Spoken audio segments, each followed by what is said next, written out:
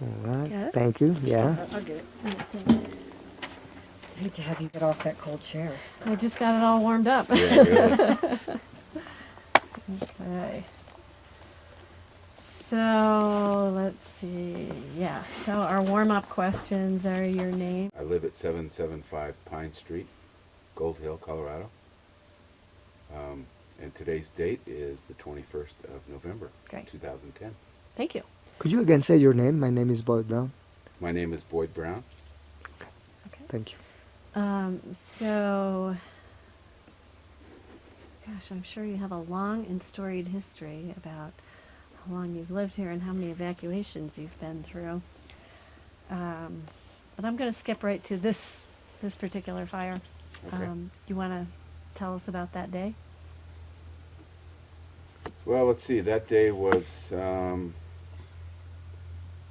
6th of September. It was Labor Day. And we were preparing for having guests, and I was down doing some chores. I was splitting some wood and that kind of thing. And I heard a siren, so I started looking around, and a siren had come up Sunshine from one of the volunteer fire departments down below, and about that time the plume of smoke started to show south of town, and the wind was blowing pretty heavily, and my understanding is that the result was 50, 60 miles an hour. So I knew at that point, and since we hadn't had any moisture since July, that it was going to get to be a pretty dangerous place, and we were going to have a real problem.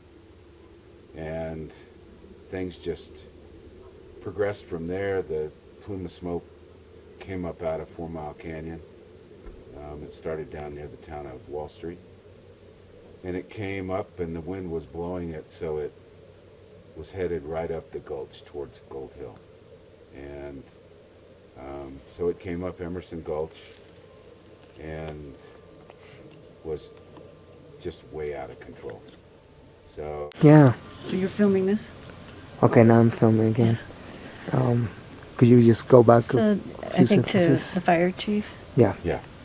So the fire chief. Thank you. So I spoke with the fire chief. He said you have about an hour.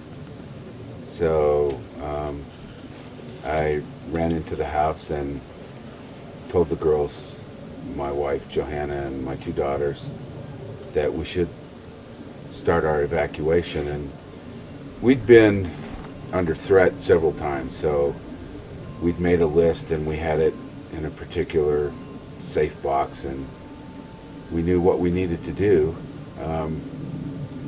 And I said to the girls, our rule of thumb is if we can't replace it, then it needs to go. If we can replace it, leave it, and we'll replace it. So they started to pack the house at 775 Pine Street, and I came over here to the family house and started to pull things out. And then... Can I interrupt you a second? Sure. Can you describe a little more what the family house is? Sure. You Or can break start out. with, I came over to the family house. Okay. I came over here to the family house, and it's a house that's been in the family since, well, this particular one was built in 1904. It burned down originally in 1900. And that was sort of a tragic event for my grandmother because she was involved in that process, and throughout her entire life she was petrified of fires after that. So it really had an impact on her. But replacement house was built on the same site, and it looks almost the same except for the porch configuration and that kind of thing. So this particular property, and being a member of this community, started in the 1870s, and that's when my family came. So there's a lot of things in there that we wanted to save because there's no replacing a lot of the things. So I went in, and the first thing I started to do was remove pictures and old family photographs, as well as some documents like diplomas that my grandmother got from preparatory schools, and my dad's diplomas that he got from CU, and just things that we had framed and put on the wall and of course couldn't replace. So I started with that, and I peeled all that off the walls, and then there was a couple antique clocks. There's was some furniture that had been in the family for as long as I can remember, and my dad had refinished it and reupholstered it, and so I wanted to save those pieces. My mother's father, who was not really involved in this town because this was sort of my dad's side of the family, he was a geologist, and he worked in the Southwest in the 20s and 30s. And he spent a lot of time on the reservation. So he picked up a lot of artifacts, and I have some of his original Navajo rugs. And so I wanted to make sure I saved those. I wanted to make sure that we saved hand-painted china that great-grandmothers and grandmothers had painted. And then there was some things that had a lot of sentimental value, things that platters and plates and pieces of pottery and stuff that I had eaten off of all my life, and it had a lot of value in terms of sentimentality, but no value in terms of the monetary aspect of it.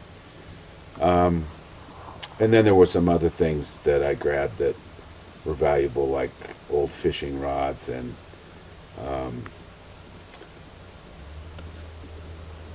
some things like there's this big mounted fish that my grandfather had caught, and some things that were really valuable to us but to nobody else. And then I realized that I had all these bookcases of rare books, that my grandfather was a bookbinder, so he had bound and collected a lot of the books that had to do with Gold Hill's history and Colorado's history, and photographs that went back into the 1800s and that kind of thing. So I scrambled around, and I wasn't sure where all those were, so I grabbed as many of those as I could. And then fortunately we have some artists in our family, so they had produced some artwork, some pen and inks, and some handmade quilts and those kinds of things, so I grabbed those. And then I thought, well, there's a bunch of records here in the house that I can't replace, like old ledgers from my great-grandfather's store, and records that my mom had saved that she had seen and collected, things that happened in the mining times and that kind of thing. So I tried to collect as many things like that as I could. And then my youngest daughter, Murray, came over and about that time, and they had everything from our 775 house packed away, and she helped me unload some of the furniture and put it into the trailer and load up vehicles. And then as we started to leave town, we realized that we had neighbors that needed help, and some of the livestock needed to be loaded up at the ranch, and my nephew had arrived from down in Boulder at that point in time, and he helped with that process. So there was a lot of scrambling around trying to help people save their animals, and there was some elderly people in town that needed help, and they were really disoriented and that kind of thing. So We got involved in that process, and we made several trips, and we headed west because the fire had basically come from the south and was going to the east. And we got several vehicles out of town, and then realized that we needed to come back in and help some other people. So we got back into town, and the final 15 minutes probably in town was helping our neighbors get stuff. And at that point in time, the ridge east of town had gone up in flames, and the flames were to the south edge of town, and it looked like we were going to lose the town. And so I had some decisions that I needed to make, whether I was going to stay and try and deal with fire things, but the family issues sort of overrode those decisions. So we exited out of town going west, and helped people as we left. But leaving town was a pretty intense experience because the flames had gotten right to the road. So we were driving through some heavy smoke and the flames coming across the road and that kind of thing when we finally got out. And that was about 5 o'clock in the afternoon by the time we got to that point. Wow. It's quite a story. How many vehicles did you end up packing up and taking? We took all 3 of our trucks and a trailer, and then we took 3 of our neighbors' vehicles, and then my nephew helped an elderly woman from across the street get her vehicle out of town. So there was 7 or 8 vehicles that we ended up taking out of town in the process. And did all the vehicles go out at once in a caravan, or? No, they went out in bits and pieces because we had to come back in and get them because there wasn't that many drivers. There was only the 3 of us. Right. So we had to leave, come back, that kind of thing. That's kind of what I was wondering. How many drivers did you have then? So you headed west, and where did you go? We rendezvoused with some friends that we had called where the road to Netherland reaches the peak-to-peak highway. And we put vehicles there, and we shuttled a couple people into Netherland where they had the help center opened up at the old elementary school, which is now their community center.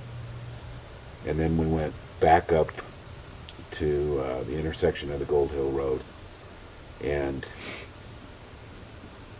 took all of our vehicles at that point, and everything was closed at that juncture, so we headed north and went over to Lyons and came back into town from Lyons along the Foothills Highway. Wow. Yeah, it's an adventure. Okay, so you had a lot of time. Well, you had an hour to get everything packed up. When you finally left, was there anything that you went, forgot? Yeah, it's funny things that you forget. Like, things like prescriptions and day-to-day stuff that, all your toiletries and all that kind of thing that you don't really think about much because the priority is low for those. And then you get to where you're going and you go, well, let's see, I don't have any prescriptions that I'm supposed to take. I can't brush my teeth. All those sort of silly things. And then there's never, I think, with as many belongings as we had that were important, there was always things I was thinking of, this artifact or that artifact. And of course, we do a lot of things outdoors, and I was thinking, there's some real specialized gear that I've acquired over the years, and I don't have any of that, and that's just going to go up in flames. And so there was lots of things, but I think the the rule of you can still get it, you can replace it, served us pretty well. So we did okay. We had great friends to live with, so that helped a lot as well. Great, great. Thank you. Is there anything either of you saw that we should talk about again, or? No, A good ending to. Yeah, pets. you're very eloquent. Thanks. I think we're good then. Okay. Okay, then I think we'll go inside and shoot some of those things that you talked about. Okay. While I'm thinking of it, we are also looking for elderly people to be in this, be interested in participating. We'll talk about it before I go. Okay, that's fine. Edie lives right across the street, and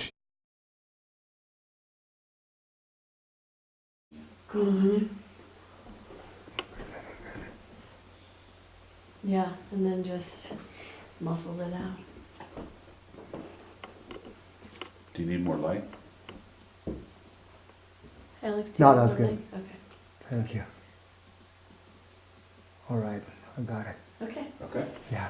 All right, we still need to work on the stuff he What mentioned. really got taken. Yeah. So Look at that lamp. there's It's just this whole thing. this is an example of a diploma, and that one's for my grandmother. She was born in Gold Hill, and Her father was a miner? no, my family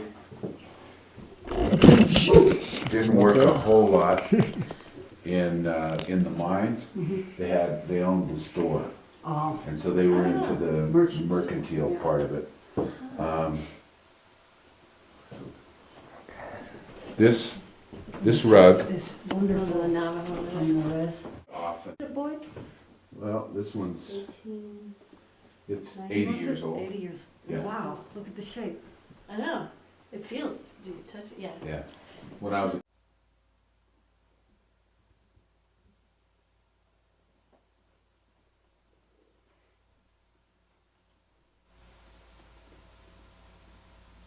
Okay. Great.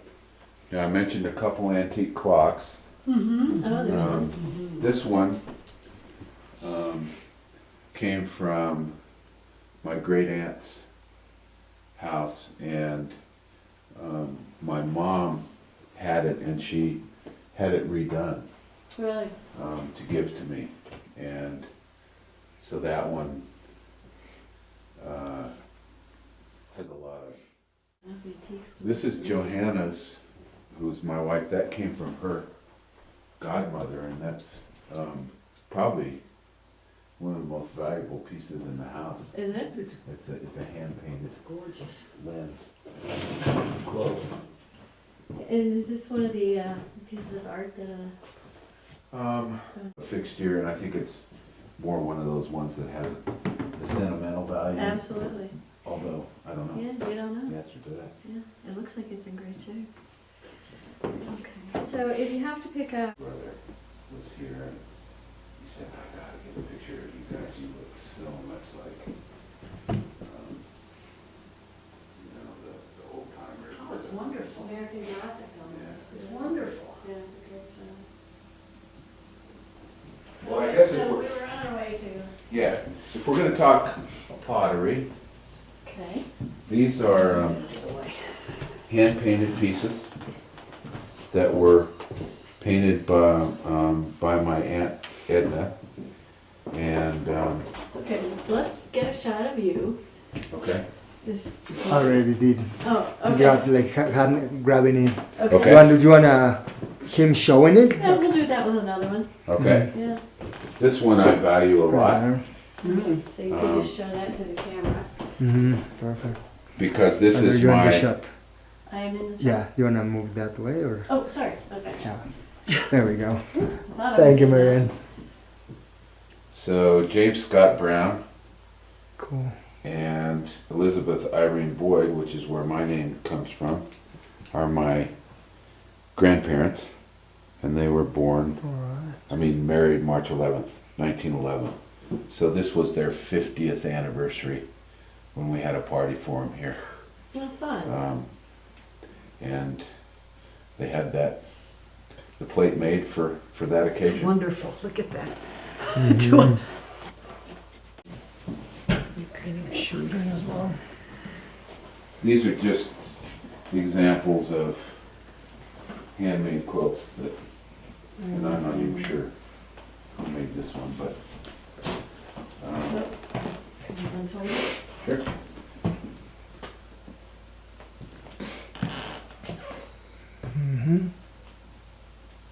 Beautiful. All right. Done? Yep. So my, Oh. sorry,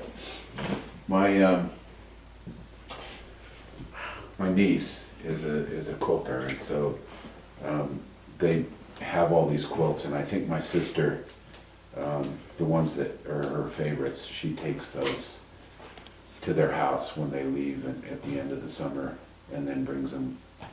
Oh, that's nice. So she keeps them Yeah. in real good shape. Family. Then there's my family, and then I have a brother that lives in California, and he has 3 kids, and we're usually not always all here at once. Right. But we try and create some overlap, and that's the main group. And then there's a lot of extended family that a lot of them genealogy and biography stuff, and it has members of our family like George Kirkbride and Frank Boyd. George Kirkbride was a great-great-grandfather, and he had the Kirkbride store that you see that photograph of. And that store burned down. It was real typical that things burned down. Yeah. This whole town burned down once. And it's my understanding, although it's really hard to believe, that there was actually 10,000 people that lived here Wow. at one time. How many now live here? Oh, there's a couple hundred here in town, and then in the surrounding area might be another 400 or 500. But that's let me go out this one. That's what's in here. Let's see. You know, maybe you could set it right there where the other one's Oh. are. Not the right one, so I will. LLB, yeah, that looks new.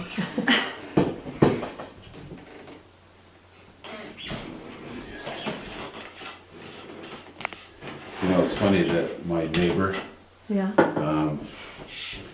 that we helped get out of town with his vehicles, because the parents weren't around, and it was just the son. And the son, guess what he went after when he went into the house? Fishing pole. Fishing rods and guns. Ooh. Because his dad had a bunch of very, a gun collection, and he's been buying guns for a long, long time. And so they had there was guns and fishing rods that he kept throwing in the car, and